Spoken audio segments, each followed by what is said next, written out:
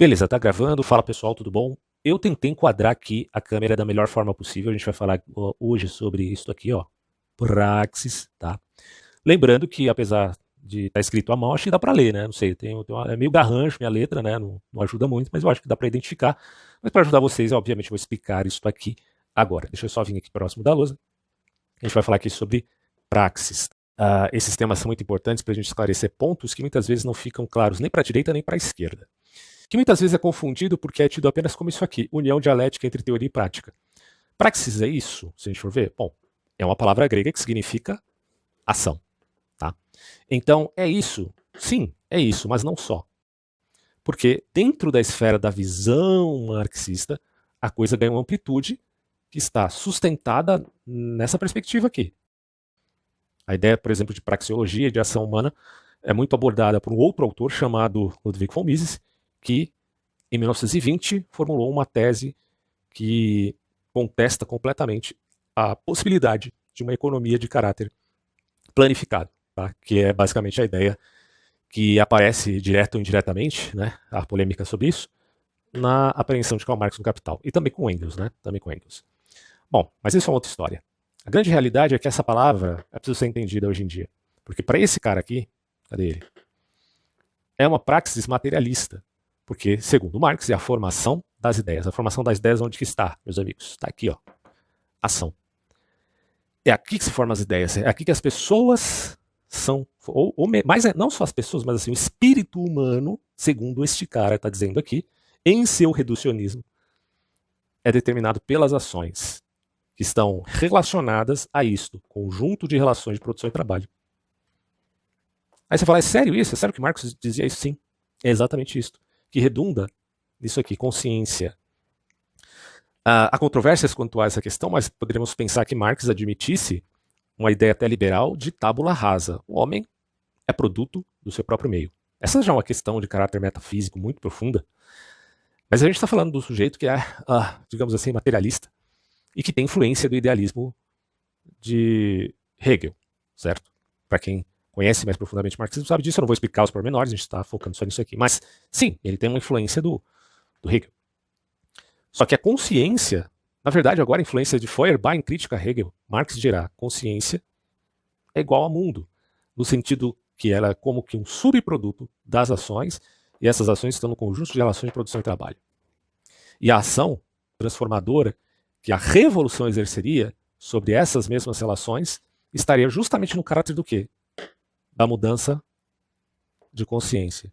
Podemos dizer que Marx entende o espírito humano como um paradigma que é possível de ser quebrado, que é possível de ser desconstruído. Isso é muito curioso, porque hoje em dia, na pós-modernidade, está muito em voga a ideia de desconstrução de tudo que você possa imaginar. A destruição de patrimônio histórico é uma dessas coisas, tá? E geralmente ocorre com esse pessoal mais vinculado à esquerda, porque eles têm a base, tanto em Engels quanto em Marx, na chamada teoria crítica. Teoria crítica que depois vai aparecer aonde? Na dialética diádica, que é a famosa dialética negativa, que falarei daqui a pouco, tá? Mas que aparece na nova esquerda, que tenta superar alguns aspectos relativos ao próprio marxismo, de algum modo, que é triádico. Bom, mas voltando aqui à consciência, veja que coisa interessante. Por mais que Marx acredite num certo fatalismo, determinismo da consciência, porque a consciência humana é determinada pela natureza, mas ela é determinada também pelas relações de trabalho, onde o homem explora o próprio homem, e onde, como diria Thomas Hobbes, o homem é como que um lobo do homem, não necessariamente nesses termos, mas dentro de um processo histórico isso poderia mudar, dadas as determinações. O que me faz pensar se Marx não admitia, de certo modo, um nous, uma inteligência dentro da história, já que ele está alegando que há determinações dentro do seu materialismo histórico, certo? Pautado em seu materialismo dialético. E a admissão de Marx de um nous histórico é, meus amigos, um absurdo, porque, afinal de contas, vocês hão de convir que Marx era um materialista. Então, de onde vem esse aspecto inteligível da história, afinal de contas? Fica até a pergunta que Marx nega ou afirma os universais? Aí você pergunta, mas que diabo é os universais? Do que você está falando? Pessoal, estudem filosofia medieval, tá? Estudem filosofia medieval. Aliás, estuda a filosofia clássica, depois chega na medieval, faça um processo um tanto, digamos assim, cronológico, que vocês vão entender muita coisa, que vai aparecer depois na modernidade e também na pós-modernidade. Eu não vou explicar isso aqui porque eu já tenho um vídeo, tá? Falando sobre os universais, quando vocês assistirem vão entender por que eu estou perguntando se Marx nega ou afirma os universais. Porque a grande realidade que a gente percebe aqui é que esse homem é um produto, o espírito humano é um produto das relações de produção e trabalho, mais precisamente da estrutura, que são relações econômicas de meios de produção em sua totalidade. Então, ele é como que uma tábula rasa? Fica a pergunta. É uma tábula rasa? Consciência é igual ao mundo? E aí fica essa questão aqui, que as formas de produtos da consciência só poderiam ser eliminadas pela inversão prática das relações sociais existentes e não pela mera crítica intelectual? Porque o Marx está dizendo, olha, chega, filósofos, de contemplarem o mundo. Não adianta só esse pensamento sociológico, filosófico, antropológico. Há necessidade disso aqui, ó, uma dialética entre teoria e prática. Para o quê? Subverter isto aqui, segundo o claro diagnóstico dele, né? Bom, mas o que é isso aqui e o que é isso aqui? Vocês me perguntam. Vamos relembrar o ensino médio então, né? Porque isso aqui vocês aprendem na escola. Uma pena que muitas vezes não aprendem um contraponto. Deixa eu só deixar minha régua aqui. Olha só, meus amigos. Estruturas são, repito, relações econômicas de meio de produção. Superestrutura, você pode entender aqui o Estado, as instituições, as ideologias, as religiões e por aí vai. São como que estruturas organizadas e até hierárquicas. Tem até aquele desenho que vocês acham na internet de uma pirâmide, né, onde você tem ali a escala, as classes sociais em seu imobilismo. Uma classe social imobilista para Marx era um absurdo, porque era justamente uma sociedade não sem exploração como ele quereria, mas com exploração. E uma sociedade com exploração é o que deve ser diagnosticado exatamente aqui, e não aqui. Isso aqui está ocultando isso aqui, segundo ele. Ou seja, cortina de fumaça, né? Cortina de fumaça. Vocês vão de lembrar também de Gramsci, né? Porque o Gramsci ele vai dizer que você não precisa se abster das ideologias, né, e combater isso aqui, deflagrando isso aqui. Porque esse pessoal, para Gramsci, esse pessoal está muito alienado, né? Então o que você precisaria fazer? A consciência da exploração na estrutura, ela tem essa consciência agora que está, vamos colocar aqui que é uma supraconsciência, porque a inversão e a superconsciência em Marx, não existe esse conceito, eu só estou elaborando aqui para vocês entenderem de forma pedagógica, tá? Não tem supraconsciência em Marx, tá? Mas eu estou colocando dessa forma. A inversão dessa ação, que é a supraconsciência, digamos assim, para atingir essa consciência alienada, ela sai daqui, em Gramsci, tá? E ela vai se introjetar, ela vai como que se introduzir no Estado, nas instituições, nas ideologias, nas religiões, até de forma, às vezes, sorrateira, certo? É como se fosse uma infiltração mesmo, tá? Infiltrando-se nessas instituições, inclusive no fabianismo. Eu tenho um podcast onde eu falo sobre o socialismo fabiano. Tem aquela ideia de permeation, que também é um conceito parecido, né? Porque é aquela coisa, né? Água mole em pedra dura, tanto bate até que for, me perdoem esse ditado popular tão clichê, mas é uma realidade, né? É a insistência dessas ideias, nesses mecanismos, até tomar o principal deles, talvez, que seja o Estado, né? Aqui, se a consciência do proletariado toma o Estado, você vai ter o quê? Você vai ter uma ditadura do proletariado, certo? Fica a pergunta se Marx admitia fatalismo ou admitia determinação em diferença ao fatalismo, porque determinação e fatalismo não são necessariamente as mesmas coisas. Você poderia até pensar naquilo que Sartre, que era um marxista, dizia. Sartre, ele alega em sua defesa radical da liberdade que nós não somos aquilo que as coisas determinam em nós, mas nós somos o que nós fazemos com o que as coisas determinam em nós. Da mesma forma, mas de uma maneira mais esclarecida, com um espírito mais manso, diria, fala Viktor Frankl. Mas claro que as ideias do Frankl são infinitamente superiores às de Sartre, mas eles combinam pelo menos nessa frase. E poderíamos supor que Marx pensaria assim também, porque parece um contrassenso aqui, já que ele está dizendo que a consciência é um produto, então por que há essa abertura para inverter a ação, afinal de contas? Fica a questão, né, que não quer calar, se você me entendeu até aqui. De qualquer maneira, a ênfase é essa. A ação transformadora que a revolução exerceria sobre essas mesmas relações é de caráter de uma inversão. Porque, para Engels, para Marx também, né, para Engels, inversão da praxis é a reação do homem diante das condições materiais da existência, mas mais do que isso, em sua capacidade de inserir-se nas relações de produção e de trabalho e de transformá-las ativamente. E quando você fala quantitativamente, você está dizendo há um aspecto teleológico do espírito humano. Por quê? Pergunta para o Marx. Né? Mas existe.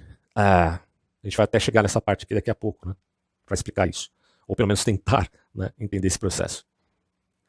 Eis a possibilidade dada pela revolução, a subversão da relação fundamental entre a estrutura, que são as relações, repito, né, são as relações econômicas de reprodução em sua totalidade, e a superestrutura, o Estado, as instituições, blá blá blá blá blá blá.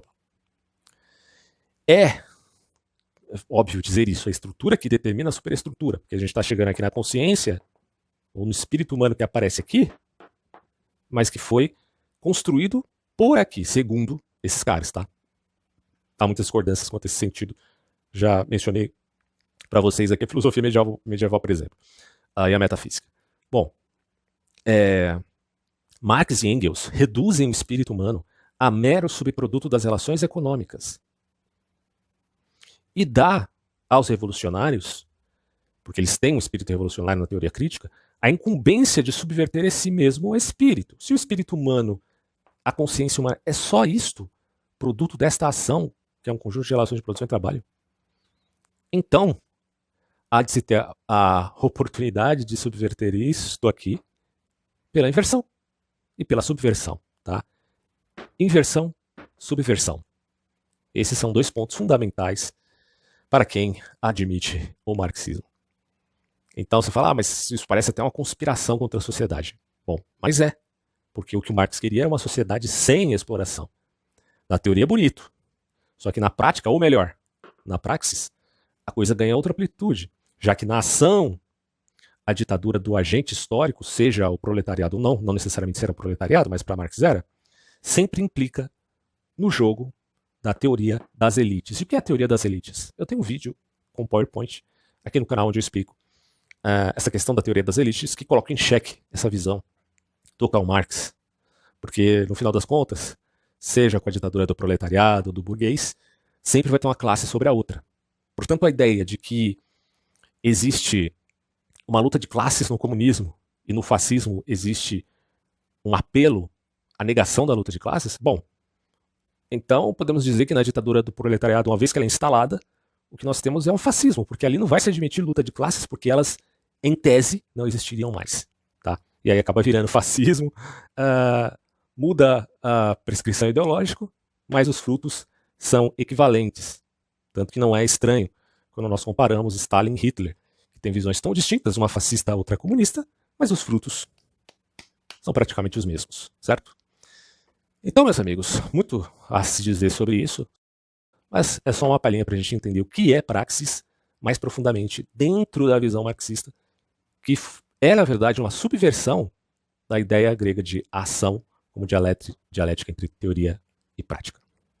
Agora, para finalizar, antes que eu esqueça, o Marx vai tentar explicar também um ponto interessante sobre a questão do espírito humano. Porque Marx alega que o homem é diferente dos animais, como por exemplo das formigas e das abelhas, porque nele há a intencionalidade ou aspecto teleológico para fazer a revolução. Então há esse mecanismo no homem que é diferente dos animais. Embora haja determinação, abre-se um espaço, abre-se um leque dentro talvez de uma herança idealista para se sobrepor à própria determinação. E aí a gente chega aqui, né, na questão do marxismo propriamente dito, na sua teoria crítica de base triádica, com uma síntese, e da nova esquerda, que é uma dialética diádica, que não há, portanto, necessária síntese, como aparece na figura de Theodor Adorno, na Escola de Frankfurt, que defende uma dialética negativa. E por que a dialética de Theodor Adorno é negativa? Porque ela não tem compromisso com a síntese. Então, aqui, você vê uma total diferença para as ideias de subversão da superestrutura que aparecem em Gramsci, na consciência da estrutura, chegando aqui com infiltrações. Aqui não. Aqui você já tem uma noção de que não há necessária síntese no processo histórico que poderia aparecer aqui. Não há necessária síntese. Tá? E, portanto, aqui também, na nova esquerda, diferente da teoria crítica marxista, na teoria crítica da nova esquerda que aparece com força, não só com a Escola de Frankfurt, tá, mas com vários autores lá nos Estados Unidos, por exemplo, ou principalmente, a subversão da cultura. Então, mediante isso, a desconstrução que estava em Marx em vista de uma síntese, agora aparece como mera destruição com base de uma dialética diádica e que tem, obviamente, outros contornos, porque os frankfurtianos, por exemplo, são autores extremamente complexos de primeira geração. Quando você se volta agora para os frankfurtianos de segunda geração, que estão influenciando, inclusive, ali nos Estados Unidos, há uma mistura do pensamento da primeira geração, agora na segunda geração, com menor radicalismo que aparecia aqui, porque a dialética diádica ela é extremamente radical, já que ela propõe uma subversão e desconstrução total sem a síntese. Tá? Então, a segunda geração da nova esquerda de Frankfurt aparece agora como, por exemplo, Habermas, que vai ter uma influência do próprio pragmatismo americano em mistura com esses ideais que aparecem, de certo modo, também em figuras como John Dewey, já explicado no meu vídeo sobre pragmatismo. Então, por aqui você já percebe que o marxismo contribui muito para o processo de desconstrução que ocorre na sociedade pós-moderna, mas não está sozinho. Tem outras filosofias, visões, que abarcam também esse, digamos, espírito marxista em desconstruir, porque parece que o que permaneceu do marxismo aqui foi essa noção de que a consciência é como que um produto e, portanto, a possibilidade até de uma modulação, digamos assim, de um nivelamento ou de um processo behaviorista, pasmem, em termos de engenharia social. A bem da verdade, o Marx, não só ele, Comte também, tantos autores antigos, abrem um leque para se fazer uma engenharia social, cada um ao seu modo, no caso de Marx, em vista de dar consciência da estrutura das relações de exploração para acabar com elas, exatamente pelo mecanismo da revolução, que não será feita com águas de rosas, mas considerando que ele mesmo admitia que o motor da história é a violência. E, portanto, a ação está impregnada não só dessa questão puramente contemplativa da crítica intelectual, como ele já fazia, mas também de uma ação que abarca a revolução armada por força, por violência, certo? Então, não dá para brincar com esse tipo de ideia, porque o marxismo ele tem um compromisso com a praxis, e a praxis implica ação, e a ação implica força, e a força implica revolução, que não é com águas de rosas. A possibilidade disso aqui ser democrático, aí é o desafio da esquerda mais ao centro, que tenta se contrapor à esquerda radical, que ainda existe, inclusive no Brasil. Tá? Se você quiser sair do senso comum e estudar filosofia, inclusive filosofia política, recomendo os conteúdos pagos do canal do Socran, inclusive para ajudar o projeto deste empreendimento. Confira os links na descrição. A história na ótica filosófica em Hannah Arendt, e o estudo do fascismo em Norberto Bobbio. Um abraço a todos.